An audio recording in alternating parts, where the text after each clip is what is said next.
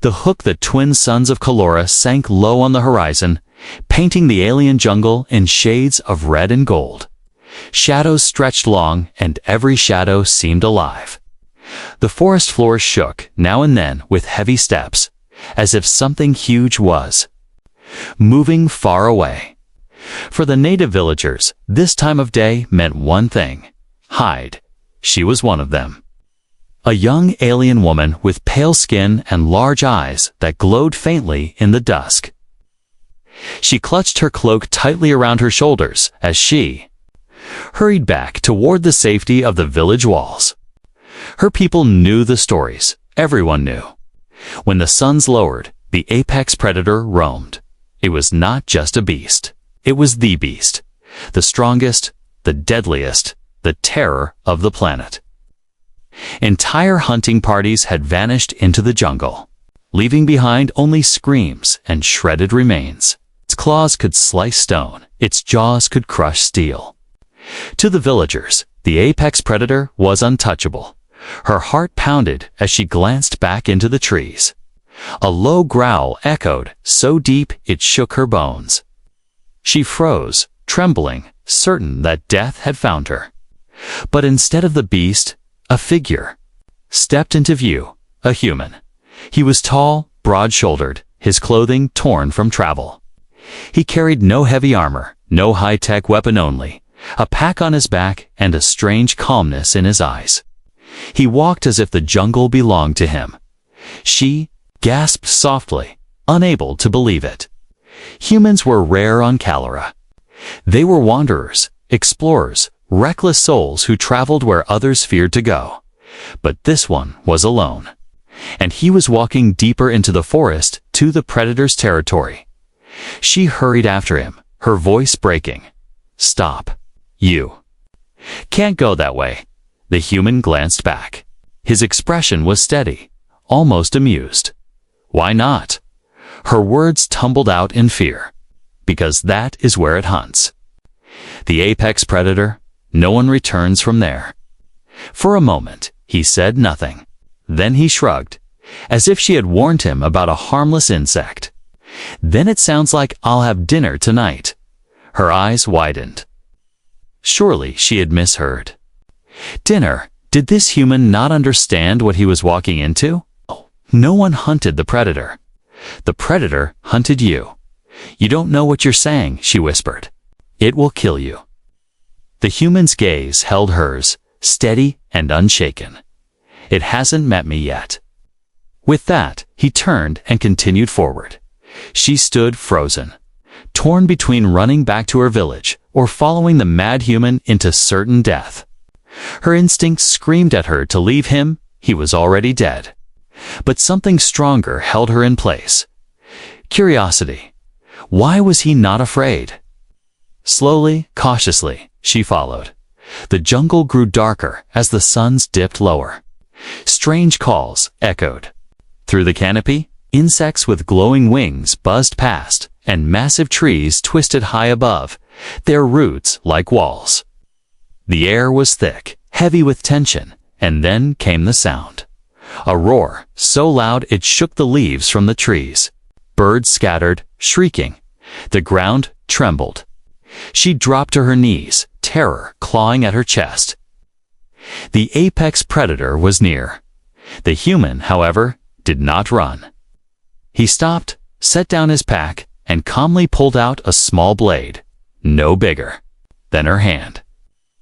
He knelt by the ground, brushing aside leaves, searching for something she could not see. "Is he insane?" she whispered to herself. The roar came again, closer now.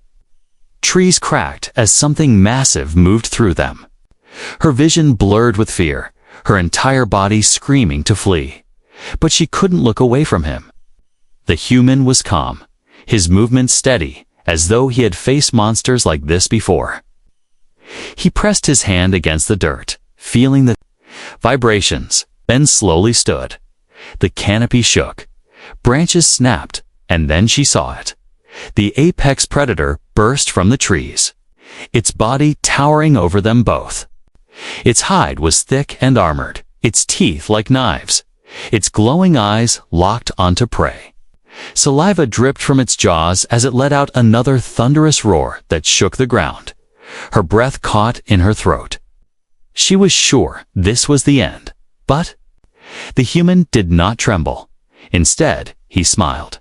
"Perfect," he muttered. "Right on time." Her mind screamed at him to run, to hide, to do anything but stand there. But he did not move. He simply shifted his stance, blade in hand, waiting as though this monster was no more threatening than a wild animal. She pressed her hands to her mouth, trying not to cry out. How could he face it like this? How could a human look at death itself and grin? The predator crouched low, ready to strike. The human raised his blade, and in that suspended moment, as fear and disbelief tore through her, she realized one terrible, impossible truth. He wasn't planning to survive. He was planning to win. Asterisk. The first encounter, the forest seemed to stop breathing. Even the insects grew silent as the apex predator crouched before them, muscles rippling beneath its armored hide. Its eyes glowed a sickly yellow, sharp and hungry, fixed on the human who stood so calmly with nothing but a small blade in his hand. The alien girl pressed herself against the roots of a massive tree, her chest rising and falling in shallow, terrified gasps. Her people had stories about this moment, about the unlucky souls who had met the predator's gaze. None had ever lived to tell the tale. But here was the human, not trembling, not praying for mercy.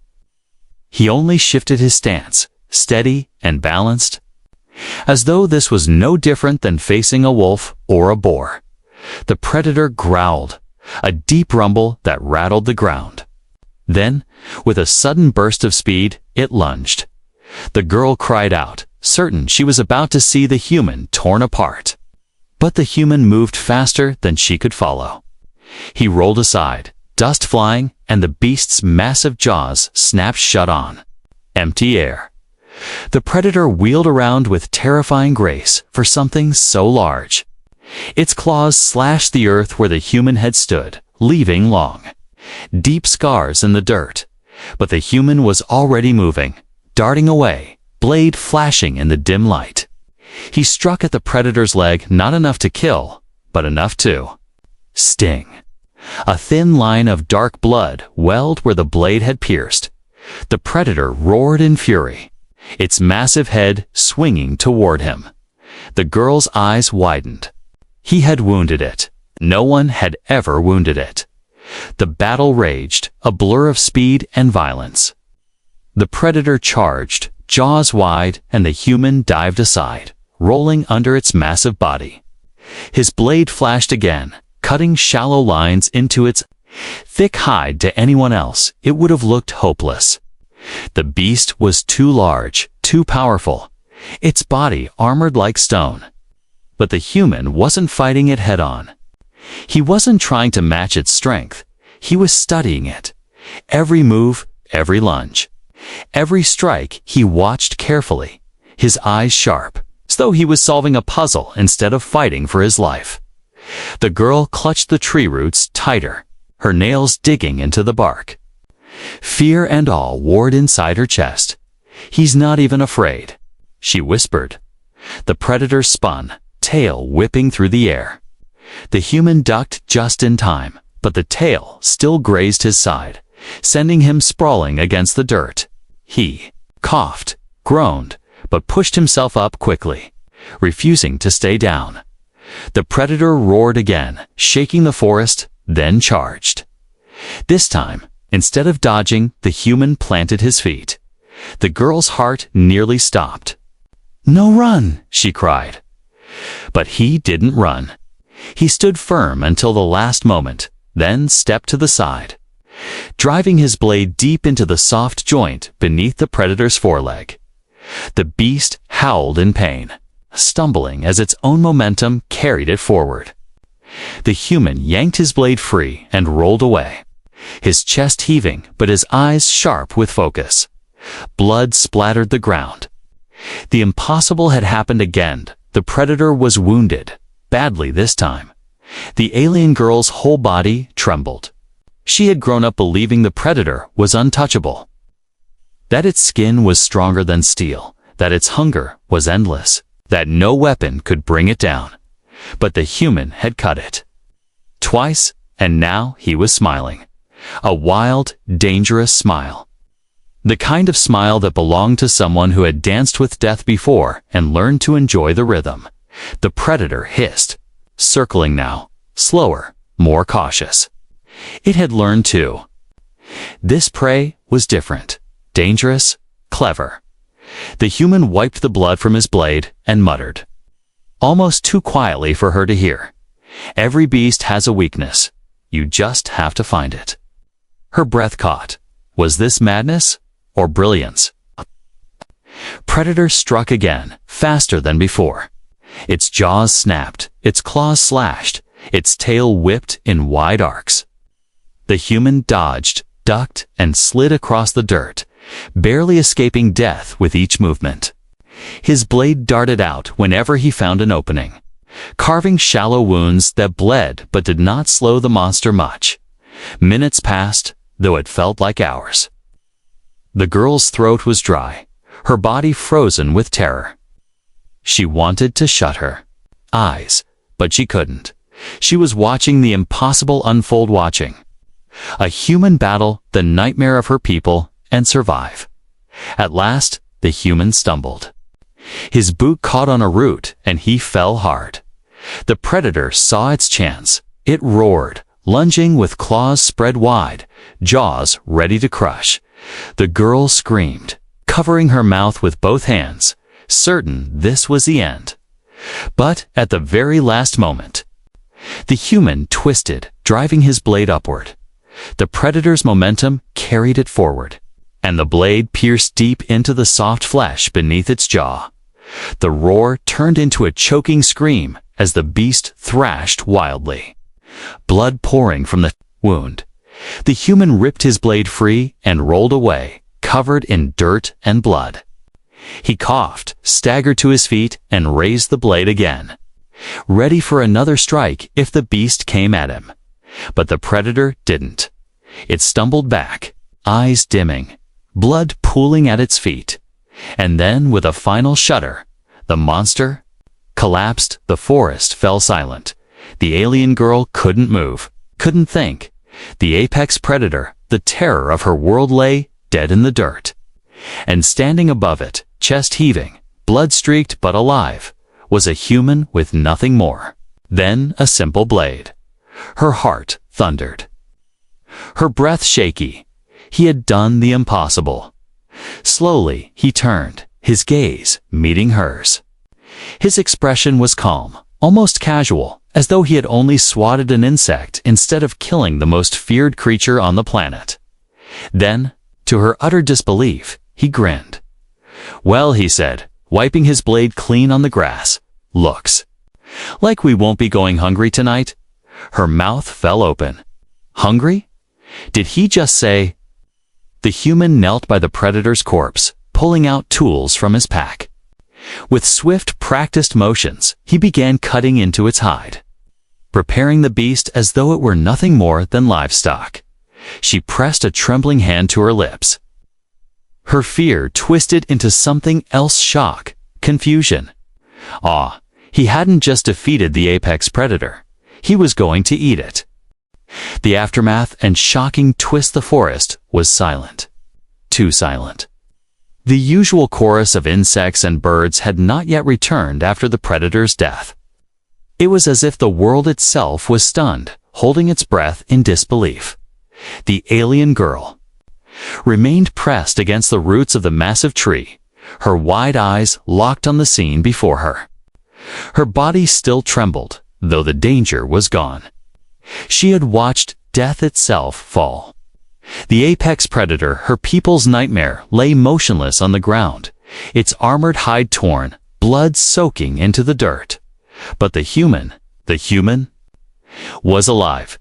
He stood beside the fallen beast, chest heaving, sweat and blood streaking his skin.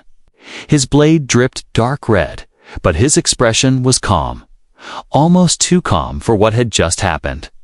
His shoulders rose and fell with heavy breaths, but in his eyes there was no fear, no horror, only a strange glimmer of satisfaction.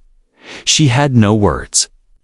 Her whole life she had been told, the predator cannot be killed.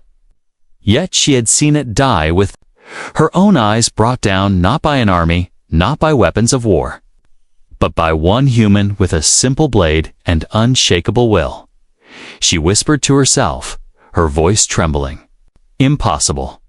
The human looked over at her, catching her gaze. For a heartbeat, she thought he would say something triumphant, something heroic. Instead, he only grinned, wiped the blood from his blade, and muttered, "Good. This one will last a while." She blinked, stunned. Last a while? What did he mean? Then she saw him reach for his pack. He knelt beside the massive corpse and began unpacking small tools, metal hooks, a fire starter, cooking implements. She stared in horror as realization dawned. "No," she whispered. "No, he can't." But he did. With practiced hands, the human began to work. He cut into the predator's thick hide, slicing through the armored layers with patience and skill. The sound was sickening, ripping flesh, cracking bone, but he continued as though it were the most ordinary task in the world. The alien girl staggered back from the tree, covering her mouth with her hands. Her stomach churned. To her people, the predator was more than a beast. It was a living god of terror, a force of nature, something untouchable. To see its body treated like this, like mere livestock, was unthinkable. "Stop!" She cried out, her voice breaking. "What are you doing?"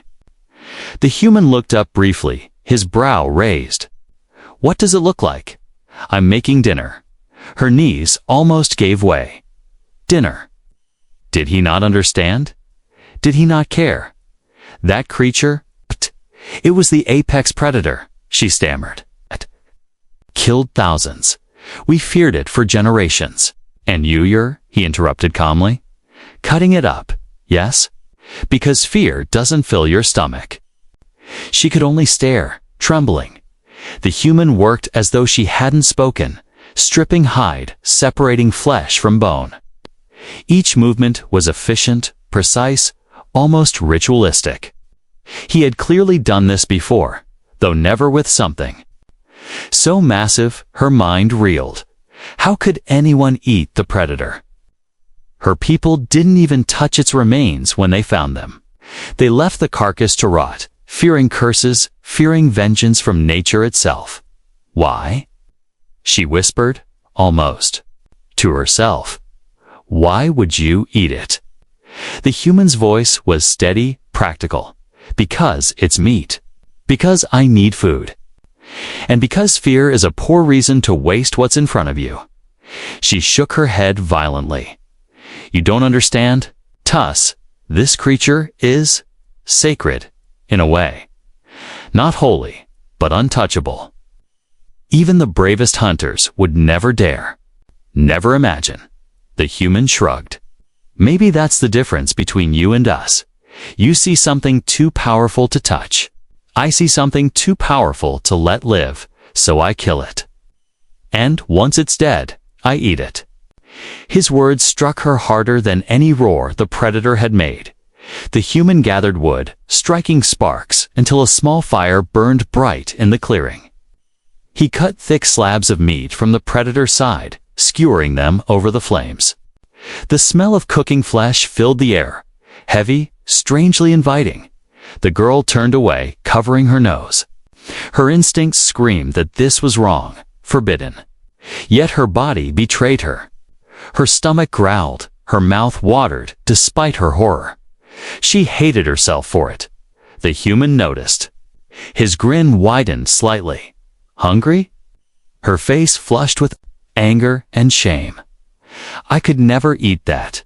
He chuckled softly. That's what you think. But hunger changes things. Give it time.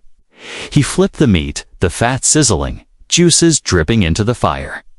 The smell grew stronger, thicker, filling the clearing like a spell. The girl pressed her back against the tree, trembling. She had watched the human do the impossible. She had seen him survive what no one could survive. And now, as he cooked the flesh of the dead god beast, she realized something even more terrifying. He wasn't just fearless. He was redefining fear itself. Minutes passed. The predator's body lay half-butchered, its once terrifying form reduced to meat and bone. The human sat by the fire, chewing calmly on a roasted piece. The girl couldn't look away. Every bite seemed like an act of defiance against the universe itself. To eat the apex predator was like telling death, "You are nothing to me." Finally, the human broke the silence. "You know," he said casually, "you shouldn't worship things that kill you. You should learn how to kill them back." Her chest tightened. His words were madness, yet there was a strange wisdom hidden inside. She whispered, "We always believed." The predator was nature's way of reminding us we were small. The human looked at her, his eyes sharp. "Then you've spent your whole lives believing a lie. You're not small. You're only as small as you let fear make you." The fire crackled between them, throwing shadows across his face. To her, he looked less like a man and more like a force raw, untamed, unstoppable. For the first time, she wondered if humans were the real predators here. The night deepened. The girl remained silent, her mind a storm. Fear, awe, disgust, curiosity, awe, tangled inside her. She wanted to hate him, to call him reckless and insane. But another part of her, a dangerous part, whispered that maybe he was right. Maybe fear had blinded her people for too long. The human tore another piece of meat and tossed it toward her. It landed in the dirt near her feet. She stared at it as though it were poison. "Eat," he said simply. She shook her head, backing against the tree. "I can't." "You can," he replied. "You just don't want to. There's a difference." Her hands trembled. She could smell the meat rich, smoky, alive with flavor. Her hunger gnawed at her belly. Slowly, almost against her will, she picked it up. Her people would call this blasphemy. Her ancestors would curse her name. But her body wanted food, and the human's calm certainty was stronger than her fear. She raised it to her lips and took a bite. The taste exploded across her tongue. She froze, eyes wide. It was delicious. Tender, smoky, unlike anything she had ever eaten. Her fear fought against the pleasure, but her hunger won. She ate again and again, tears streaming down her face as her beliefs shattered with each bite. The human watched her silently, then nodded with quiet satisfaction. "See," he said, "nothing to fear, just food." She swallowed hard, staring at the fire. Her heart raced, her world crumbling around her.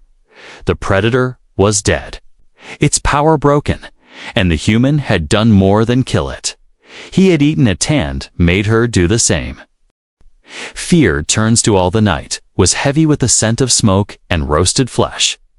The fire crackled quietly in the clearing, its light painting strange shapes across the trees. The predator's carcass loomed behind them, half burned, half butchered. The once terrifying monster reduced to something ordinary meat. Bones ash that the alien girl sat rigid, staring at her hands. They still smelled of the predator. Her lips still tingled with its taste. She couldn't believe she had eaten it, she who had spent her entire life terrified of the beast, who had grown up hearing stories whispered around the village fires about how it was untouchable. And yet, she had done it. Because of him. She looked at the human sitting calmly by the fire. He chewed slowly, his expression relaxed, as if there was nothing strange about this moment. As if it was the most natural thing in the world to kill a nightmare and turn it into dinner. Her voice came out shaky. "How can you do this? How can you act as though this is nothing?" The human glanced at her, his eyes reflecting the firelight. "Because it is nothing. Fear only has power if you give it power." That thing, he nodded, toward the carcass, was just another animal. Dangerous, yes, but not invincible. Everything can bleed. Everything can fall.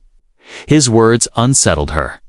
They rang with truth, but they also shattered everything she had ever believed. She shook her head. "No, you don't understand. To us, the predator is. It is more than a beast. It is a warning, a reminder of our weakness. To even think of touching it is unthinkable." The human's lips curled into a faint smile. "Then, maybe your people need to start thinking differently." Her chest tightened. She wanted to argue, to tell him he was wrong, that he didn't understand their ways. But a deep, uneasy part of her whispered that maybe he was right. She hugged her knees, her voice small. "We live by fear. It has kept us alive for generations." The human leaned forward, his eyes sharp. "No, it hasn't kept you alive. It has kept you small. There's a difference." Her breath caught. His words were harsh, but they struck her like lightning. Small. That was what they were. Small and afraid. He tore another piece of meat from the spit and chewed thoughtfully. "Fear is useful," he said. "It warns you of danger. But if you let it rule you, it becomes a cage. You stop living. You stop fighting. You let things bigger than you decide your place in the world." He gestured at the predator's body. "That thing ruled your people, not because it was smarter or better, but because you let it. Tonight, I took that power back." The girl's hands trembled. She thought of her people, cowering behind village walls, avoiding the jungle at night, whispering prayers every time the predator's roar echoed across the valley. She thought of her parents, her siblings, her friends, all of them living under the shadow of fear. And then she thought of this human, alone, unafraid, stepping into the forest as though it were his home, facing death with nothing but a blade. And winning. He hadn't just killed the predator, he had broken the spell of fear. Her gaze softened, though confusion still clouded her heart. "You are different," she whispered. "Humans are not like us." The human shrugged. "We're not special. We just don't like being told what we can't do. Call it stubbornness, call it stupidity. Doesn't matter. We fight anyway. And sometimes fighting is enough." She stared at him, her fear slowly melting into something new, something dangerous. Awe. The fire burned lower, the forest slowly returning to life. Strange birds called in the distance. Insects buzzed again, the balance of nature restoring itself. But in the clearing, nothing felt the same. She edged closer to the fire, her hunger betraying her again. The human noticed and held out another piece of cooked meat. She hesitated, her people's warnings echoing in her mind. But the memory of the first bite, the warmth, the taste overpowered her doubts. She took it, her fingers brushing his for the briefest second. Her heart skipped as she ate. Slowly this time, she studied him. His scars, his calm strength, the way he carried himself not like a conqueror, but like someone who belonged wherever he stood. She asked softly, "Weren't you afraid?" "Not even for a moment." He chewed, swallowed, then answered honestly, "Of course I was. Only a fool feels no fear. The difference is, I don't let fear decide for me." Her lips parted in surprise.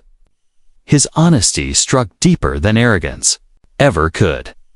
He had felt fear, but he had mastered it. She realized then that what made humans terrifying was not their strength or their weapons. It was their will. Their refusal to bow, even to the things the galaxy called untouchable. Time slipped away as the fire burned lower. The girl's body slowly relaxed, though her mind spun with thoughts she could barely grasp. She had spent her life believing the predator was a god of death. Tonight, she had eaten its flesh, and now, sitting across from her, was a human who had rewritten her world in a single night. She hugged her knees tighter, whispering, "If my people knew what I've done, they would call me cursed." The human leaned back against a rock, his expression unreadable. Maybe, but curses are just another kind of fear. If you live by them, they own you. If you face them, they vanish. Her eyes filled with tears. "You make it sound so simple." He met her gaze, his voice firm. "It is simple, not easy, but simple." For a long moment, silence hung between them. Then she asked the question that had been burning inside her since the beginning. "Why?" She whispered, "Why risk your life like that? Why fight something no one else would dare?" The human's eyes softened.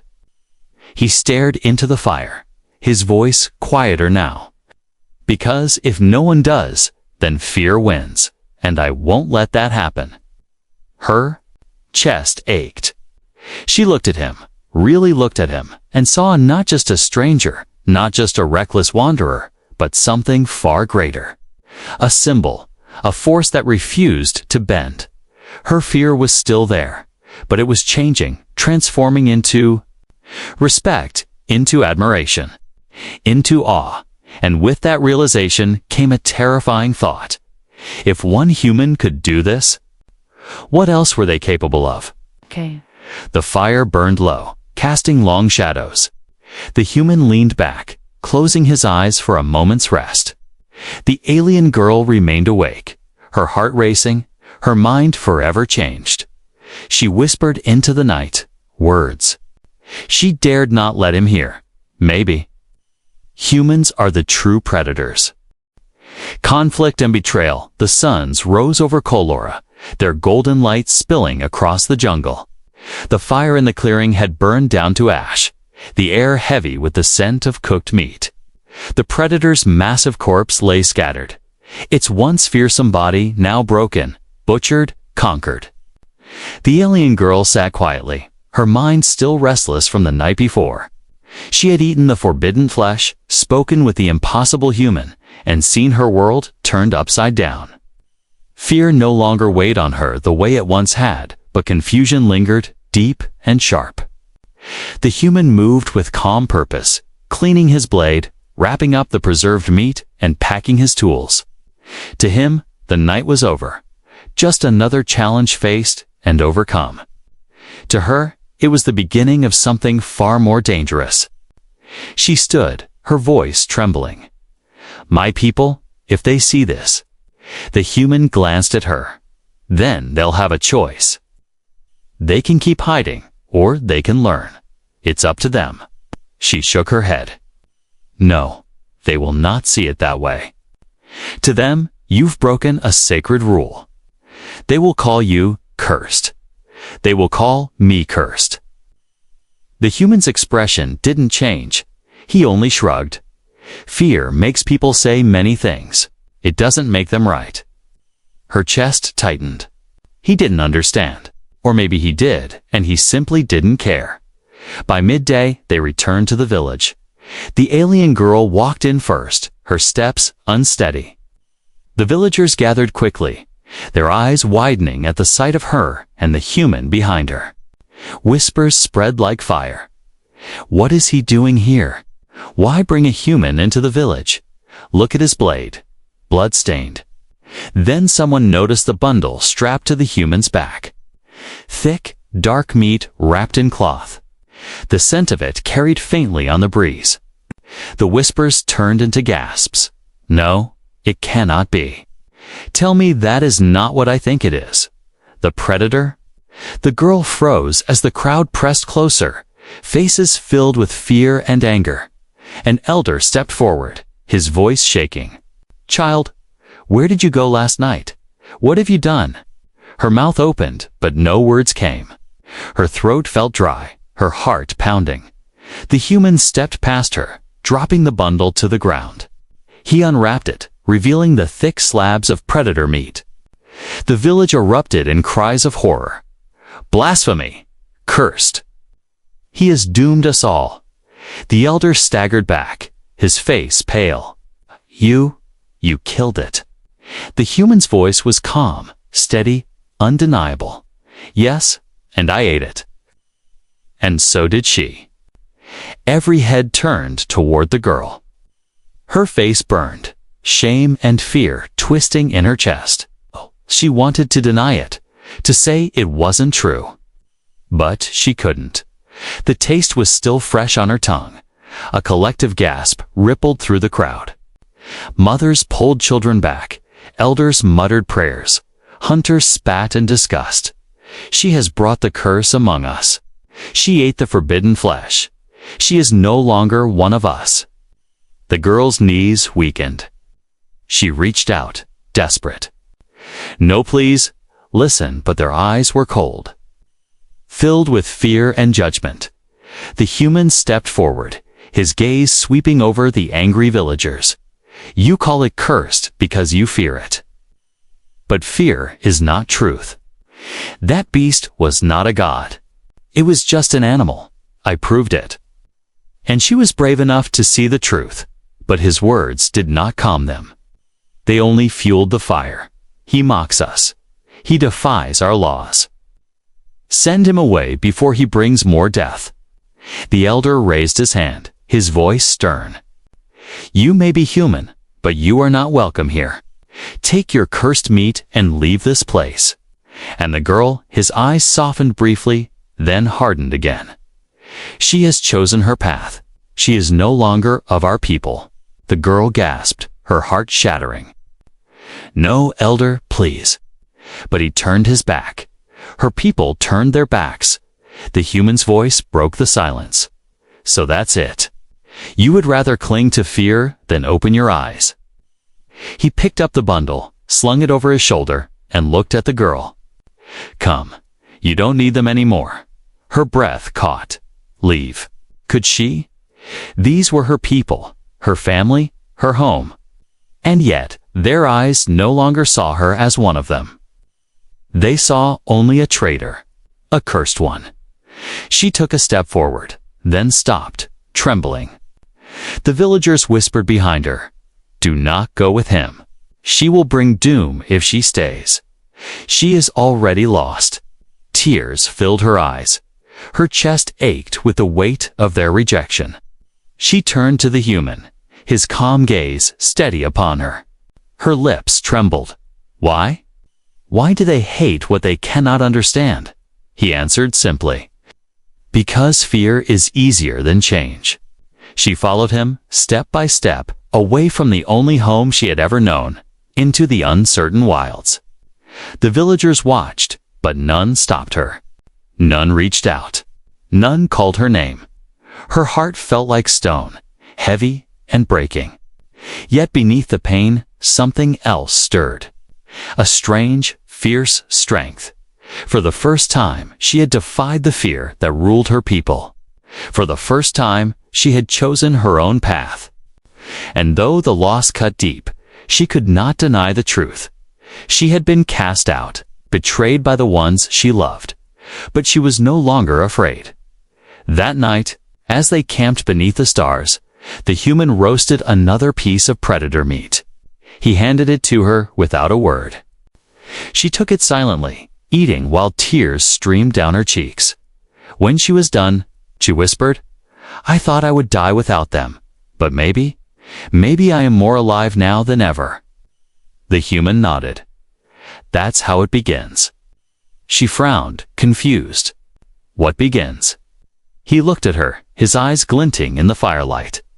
The moment you stop letting others decide who you are, the moment you break free from fear.